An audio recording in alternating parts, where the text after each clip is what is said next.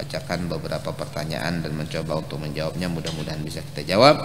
Amin ya rabbal alamin. Guru bertakun, adakah keutamaan meninggal di bulan Ramadan? Ya ada, karena bulan Ramadan adalah bulan yang mulia.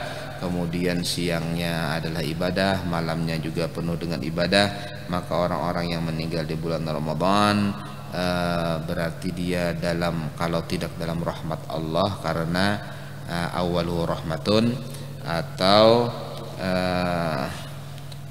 wa awsatuhu maghfiratun, yaitu ampunan Allah, atau akhirnya yaitu idkun minan nar. Maka kata sebagian ulama itu berlaku bagi orang-orang yang meninggal di bulan Ramadan.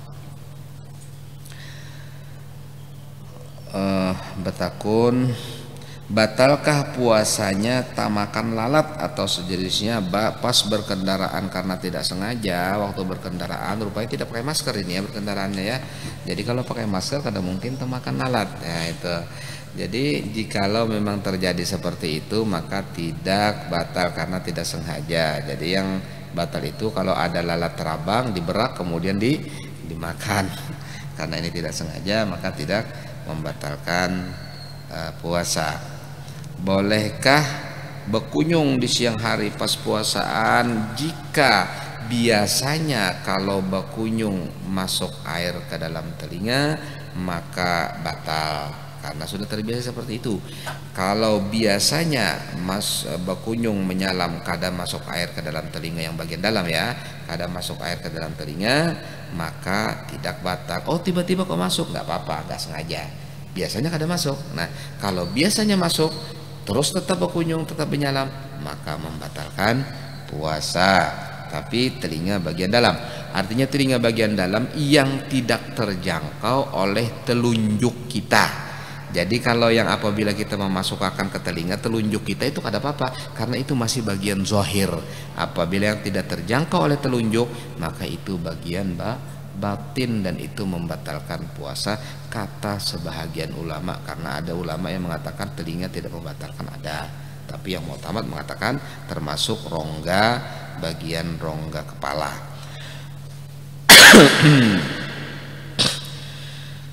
Kayak apa hukumnya perempuan yang hamil berbuka di bulan Ramadan karena takutan janinnya meninggal, bukan karena dirinya tapi karena janinnya, maka dia wajib mengqadha dan membayar fidyah 1 hari 1 mud. 1 mud itu sekitar 6 ons atau 0,8 liter. Artinya kalau 8 liter itu 10 mud. 10 mud. Nah 1 harinya itu 1 mud. Jadi kalau misalnya dia tidak puasanya itu sebulan, maka dia sebulan 30 mud plus dia mengqadha. Itu apabila dia takut karena janinnya. Berbeda kalau dia takut karena dirinya, ulun kada tahan lamah bana urat, ulun hamil misalnya, bukan karena janinnya tapi karena dia dirinya yang memang tidak tahan. Nah itu cuma mengqadha saja. Jadi hukumnya seperti orang sakit, tidak bayar fidyah, mengqadha saja. Itu namanya takut akan dirinya. Tapi kalau ini takut akan janinnya, sama dengan orang yang menyusui. Orang menyusui kalau dia takut anaknya yang sakit karena dia puasa, maka dia tidak puasa, itu mengqadha dan membayar fidyah. Tapi kalau dia tidak puasa karena ulun gatal-gatal jalan ulama urat raum bilanya menyusui ini puasa, berarti dia takut akan dirinya bukan takut akan anaknya, maka itu hukumnya seperti orang garing, orang sakit, boleh berbuka dan wajib qadha tapi tidak membayar fidyah. Abu Ya'fan, bagaimana orang-orang tarim melaksanakan sholat tarawih? Syukron, orang tarim melaksanakan sholat tarawih tiga kali, yaitu ada yang langsung isya langsung sholat tarawih, ada yang jam 10 baru sholat tarawih, ada yang nanti jam 2 kurang lebih baru sholat tarawih. Jadi kalau mau sholat tarawih 3 kali tidak apa-apa, bisa, boleh ya kan, boleh. Mau sholat tarawih 3 kali, nanti yang terakhir baru sholat witir. Nah mereka melaksanakan seperti itu, silahkan. Dan semuanya 20 loh ya. Nah yang terjadi 60. 60. Karena memang ada pendapat ulama bahwasanya tarawih itu tidak dibatasi dengan jumlah rakaatnya, tapi harus 2 rakaat gitu saja, harus 2 rakaat. Nah, kalau tidak 2 rakaat maka bukan tarawih namanya, kata Sayyid Hasan Al-Kaf dalam kitab At-Taqriratus Sadidah, ini kitabnya ya. Kemudian, apakah boleh kita melaksanakan puasa sunnah Senin Kamis di akhir bulan Sya'ban? Boleh kalau memang sudah terbiasa, tapi kalau tidak terbiasa berarti cuma mau unting-unting, maka itu kata ulama makruh. Ada yang mengatakan haram, tidak boleh, karena Nabi SAW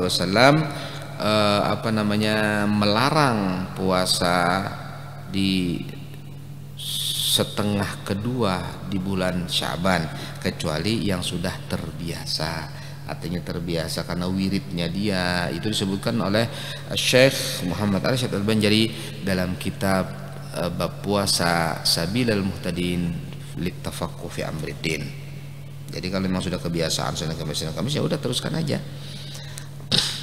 Kayak apa ketika seseorang sudah terbuka hijab tapi masih ada menggawi ketika orang sudah terbuka hijab, maksudnya terbuka hijab apa ini? Oh kasyaf, oh orangnya kasyaf, terbuka hijab tapi masih ada menggawi maksiat. Ya orang yang kasyaf terbuka hijab ini maksudnya kasyaf nih ya. Saya kira tadi hijab syar'i atau hijabnya perempuan. Ya enggak tahu ya, karena saya belum terbuka hijab, ini masalahnya jawabannya. Cuma yang jelas kalau orang yang sudah kasyaf itu, orang kasyaf itu apa sih? Kasyaf itu artinya dibuka. Artinya dibuka itu dia mengetahui sesuatu yang tidak diketahui orang lain.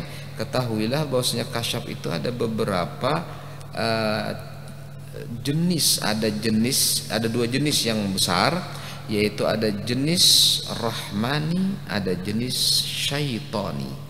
Ada kasyaf yang dibikin-bikin oleh syaitan, kemudian ditunjukkan kepada seseorang, padahal dia itu bukan waliullah, tapi dia kasyaf, dia tahu. Nah ini dengan memuji-muji, mengabdi kepada asyayatin wal jin, maka itu bisa terjadi seperti itu.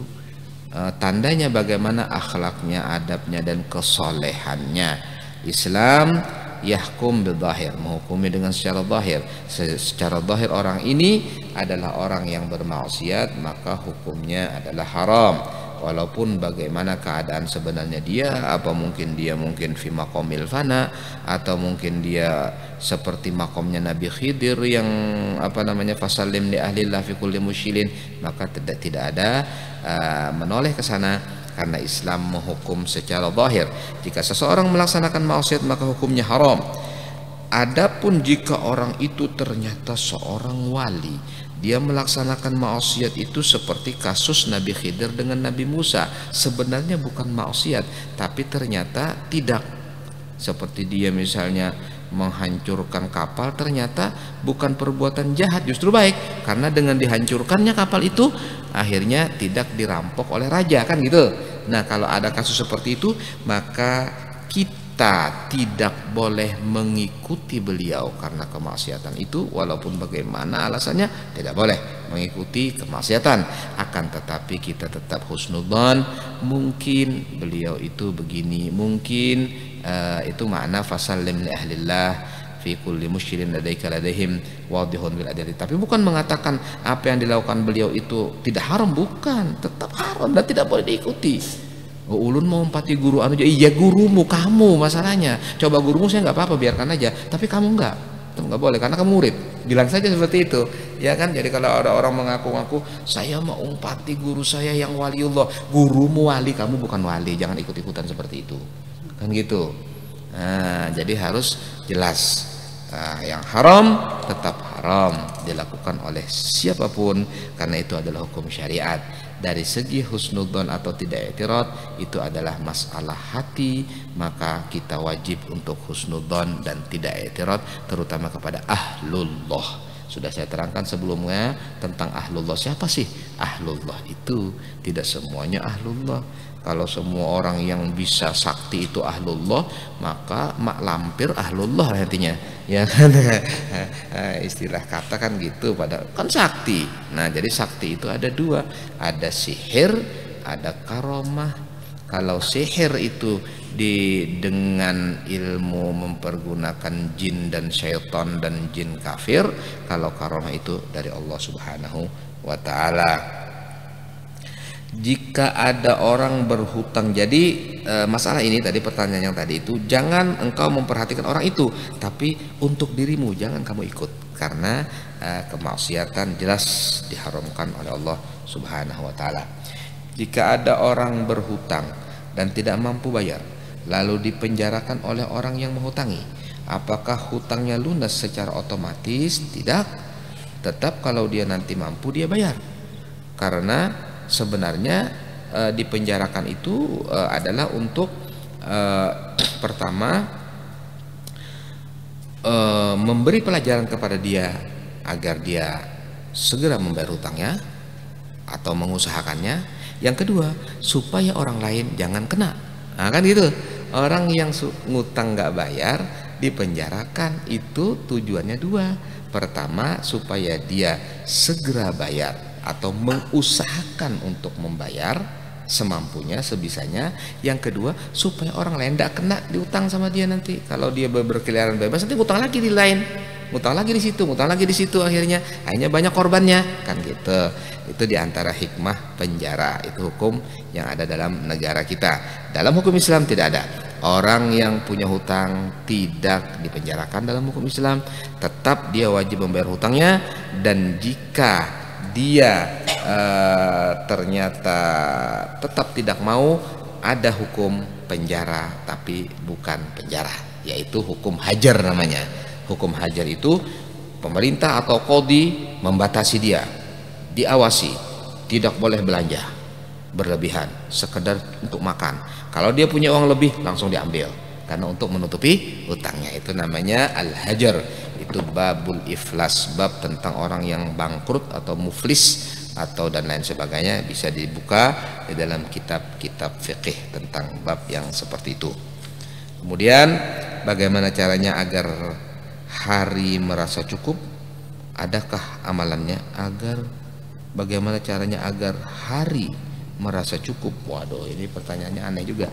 Iya kan, maksudnya merasa cukup setiap hari begitu ya? Ya, merasa cukup setiap hari apa adanya dengan ketentuan Allah dan lain sebagainya, maka banyak-banyak mengucapkan alhamdulillah wa syukrulillah. Ucapan kita memuji kepada Allah dan bersyukur kepada Allah dan menyerahkan semua urusan kita kepada Allah Subhanahu wa ta'ala akan menyebabkan kita pasrah dengan ketentuan Allah, tetap bekerja, rajin beribadah, urusan-urusan yang lain serahkan kepada Allah Subhanahu wa ta'ala. Demikian apa yang bisa ulun sampaikan. Jazakumullah khairal jaza wa akramakumullah. Terima kasih banyak. Wal afu minkum. Assalamualaikum warahmatullahi wabarakatuh.